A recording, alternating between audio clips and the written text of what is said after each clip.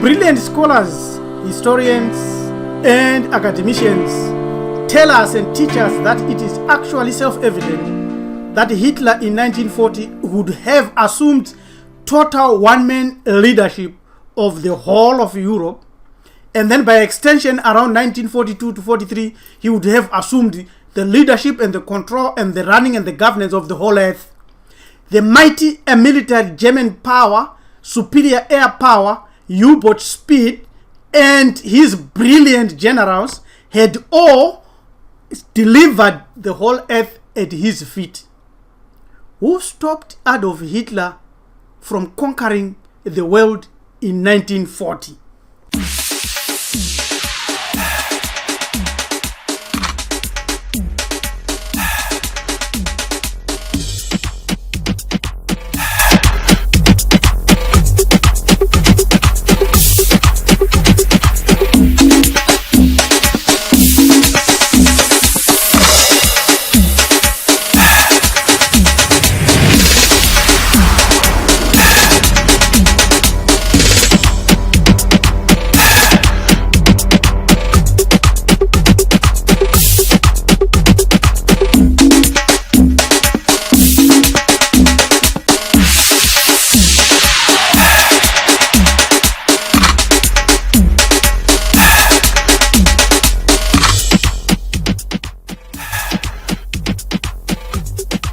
The German war machine was well oiled, superbly managed. Nothing could stop it. You can see there the Luftwaffe, the Air Force, air power, navy, well-trained, ideologically driven soldiers, and the speed, ruthless efficiency, cowed millions on all the earth. You can see them there and compare with the Nazi mechanized monster and the British worker. Somebody say they can try to stop them. Now, German army attacked Poland and took over all the cities, the port, with some efficiency that mesmerized everybody who watched and saw the war. They used a system called Blitzkrieg. And the Blitzkrieg, the first stage featured the use of a Stuka. This is a tactic designed to create shock and immobilize the enemy. This plane would shock and bomb the enemy into submission. Tactical dive bombers pounded enemy positions, disrupted communications, and compromised troops' mobility. Flanking infantry and motorized tanks attacks followed these T-tanks, these Panzer tanks. Skilled in ground combat and the use of tanks, the Germans would quickly outmaneuver and overpower any resistance. Already they've taken. Then France followed a fail. The French can only stand if they come to Africa and get some help from African soldiers. France had a modernized army that was of equal size and had comparable equipment to that of German. Yes, but Blitzkrieg tactics cut off Paris from French forces by June 1940. Italy declared war against Britain and France on 10 June 1940. An armistice was signed on June 22, 1940. After the defeat of France, the southern part of the country became a Nazi satellite ruled by Marshal Pétain.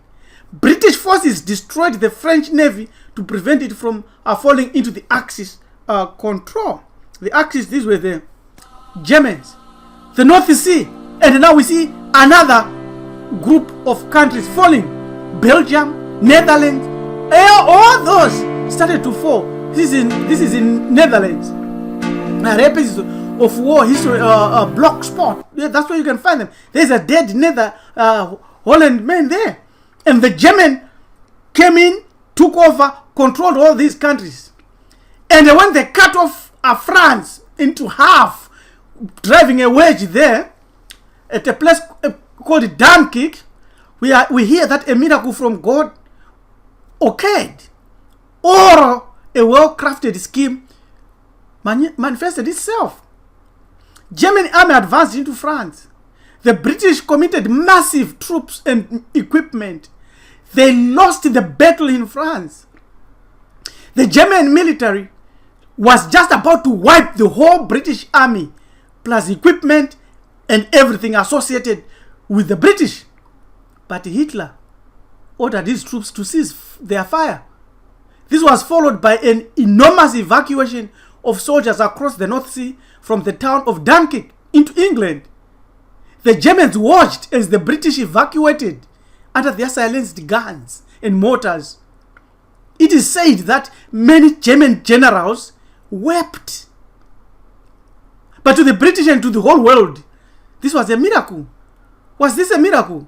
Did God intervene? If God intervened, why didn't he stop the war? Why didn't he even stop it from starting? The answer to this question will shock a lot of us, and yet it will be a great eye-opener to us. Still, Hitler could have won after Dunkirk, but after the invasion and defeat of France in June 1940, Hitler turned his attention to the invasion of Britain, and the last country in Western Europe stand up against him. On 15 September 1940, Hitler ordered Operation Sea Lion attacking Britain to be postponed until further notice. Hitler's attention was now turning eastwards. German invasion of the Soviet Union, Operation Barbarossa. Sea Lion was finally abandoned in February 1942.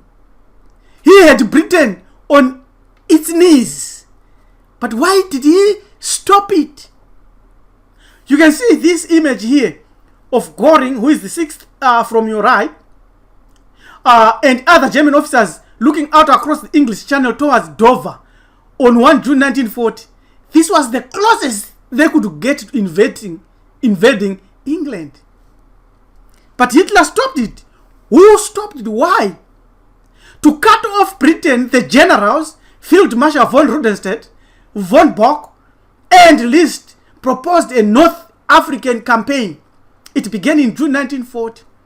The battle for North Africa was a struggle to control the Suez Canal and access to oil and raw materials from Asia. Oil in particular had become a critical strategic commodity due to the increased mechanization of modern armies then. Hitler refused and asked the ill-equipped Italians to do that job. Why? Hitler had other ideas. Here are his ideas. This was what he could have achieved. These are the generals, Van List, Van Staden, and Bock, who had a plan to seal off and take over all this Turkey and close and let it Japan have it easy there. But the Reich had his own idea. Operation Barbarossa. This is Operation Barbarossa. On June 22, 1941, German Air Forces launched bombing raids into Russia. 3 great army groups with over 3 million German soldiers, 150 divisions, and 3,000 tanks smashed across the frontier into Soviet territory. They met very little resistance. This was the beginning of what was become to be known as Operation Barbarossa. You can see on the left there, German panzers. You can see the destruction and the German advancing into it. This is what Hitler said. After the defeat of Soviet Russia, there will be no interest in the continued existence of this large urban center. Hitler, in a directive sent to Army Group North on September 29, following the city's encirclement, request for surrender negotiations shall be denied. Since the problem of relocating and feeding the population cannot and should not be solved by us. In this war for our very existence, we can have no interest in maintaining even a part of this very large urban population. 800,000 willing Ukrainian troops starved to death. They were willing to help the Germans, but the Germans had a superiority ideology, and they refused. They humiliated the Russians and those willing to put off communism and help and follow a German. to this fact that if he could have shown any lenience to the population, then the Russians would have overthrown communism and gave Hitler Russia, but he refused. Why? The Soviets launched a major counter-attack on December 6, 1941, the day before the United States entered the war. The Russians succeeded in pushing the Germans back from Moscow, and by early 1942, their front had been forced back to near Smolensk. The second German offensive also failed, with enormous casualties being sustained on both sides at Stalingrad. But the Soviets were able to hold the city. The ice winter played havoc on the Germans, but Hitler insisted that they continue fighting to the death. He called his generals lazy and dumb and never gave them that respect. Why? After the heavy German defeat at Operation Bagration in summer 1944, the Soviets took less than a year to push their opponents back to Berlin itself, forcing the final Nazi surrender in May of 1945. You see here Hitler with his generals planning the Barbarossa attack. But there are some anomalies within this war. First, we have seen the great anomalies where Hitler had opportunity to defeat Europe by just walking into Britain and taking over, and then deal with and the way he could have dealt with Russia was simple. It was simply to share Russian sentiments, and that was it. And then the United States would have been left alone. Northern Africa would have been taken, and Africa would have been taken, Asia would have been taken easy, like a click of the finger. But there are some anomalies here. You can see that the United States had companies which had ties to the Nazi, to Hitler, especially via IG Farben, Ford Motor Company, Edsel, B. Ford, Carl Bosch. They were all connected. They all had shares in IG Farben. That's why IG Farben was never bombed during this war. The Federal Reserve of New York, Charles E. Mitchell, Walter Tigu, Paul M. Warburg, they had shares in IG Farben. German, this is a Jew. Then Bank of Manhattan, H.A. Metz and Paul M. Warburg, they had shares in IG Farben. Then Standard Oil of New Jersey, Walter Tigu, they had oil. This is Rockefeller. So you can see that there is something deeper and suspicious about this war. And then there was the FBI Operation Paperclip, where we know that the Germans, talented Nazi scientists, were taken over and shipped to America. Over 100 brilliant minds were repatriated to the United States as part of Operation Paperclip. Some would go on to develop technology that powered Apollo missions. This include a scientist called Werner von Braun. But there are questions whether they went to the moon or not. But it's definite that there was a lot of forces there, because German scientists were recruited by the United States. The question is, who stopped Adolf Hitler from ruling the world in 1940? Is it the Queen of England, who herself is a German? Did she stop Hitler from invading Britain? Or she performed the Dunkirk miracle? The answers are coming now. It was not God. Queen Elizabeth II is the male line great-granddaughter of Edward VII, who inherited the crown from his mother. Queen Victoria, his father. Victoria's consort was Albert of Saxe-Coburg and Gotha. These are the names of the current British royal family. They are German. It's quite clear. Did she stop Hitler? You bet she could. See, new DNA proof confirms royal family, British royal family, is German, is of German bloodline and descent. You can read this website. You can see here on this chart given there, and you can see their Nazi symbol there. So what's going on here? What's the real story? More mysteries.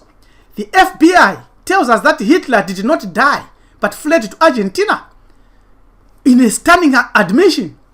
So who stopped? Is it the FBI that stopped Hitler from winning the war? Something is amiss here. You can check on this website that we have given here. You can see these images that were given. And this man, some people really, no, might not have been Hitler, because there is another person that comes into the play. His name was Martin Ludwig Bormann, who played a bigger role in the scheme that we are also going to unravel. And these are the men who played a greater part in all what we know. Hermann Göring, Commander-in-Chief of the Luftwaffe Air Force. Joseph Goebbels, he was the Minister of Propaganda. Joachim von Ribbentrop, he was the Minister of Foreign Affairs. And Karl Dönitz, he was the Commander of the Navy. All these played a bigger role in Hitler's death. Hitler was assassinated in 1941 via a plane crash. Martin Bormann and the inner circle engineered a Hitler double to take over Germany from 1941. So the fake Martin Bormann double Hitler, where look at him on a flight to his bag of home in Adolph, June 1943. This Hitler was already dead. He had died in an assassination or an accident, but that involved an airplane.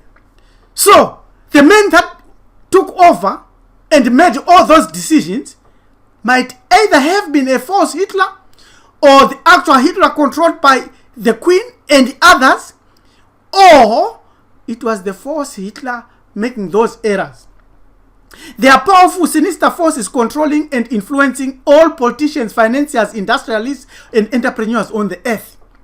They create wars, poverty, fear, confusion, and deliberately target so-called ordinary citizens and target us as energy plants or energy source which they extract when they induce a fear and adrenaline, which is their energy. Find out more on vampiric fear. If we have no fear, we live a better life. It is clear they controlled whichever Hitler you think was in charge of the Nazi war machine to make all the errors. When we see black leaders behaving as if they had never had any empathy or sympathy in their lives, or any sense to run a country, it is sure proof again that they are not in charge. Sinister forces tell them what to do. We are yet to free ourselves. How do we do that? Let us unite. Let us never fail to let ourselves, our children, and any who dare listen know this. Above all, know thyself. A divine spirit in a unique black body for divine experience on this earth. Let no one stop you from ruling your world. Thank you. Subscribe to our channel. This is Priest Teacher Rabbi LM Dumisulu. Goodbye.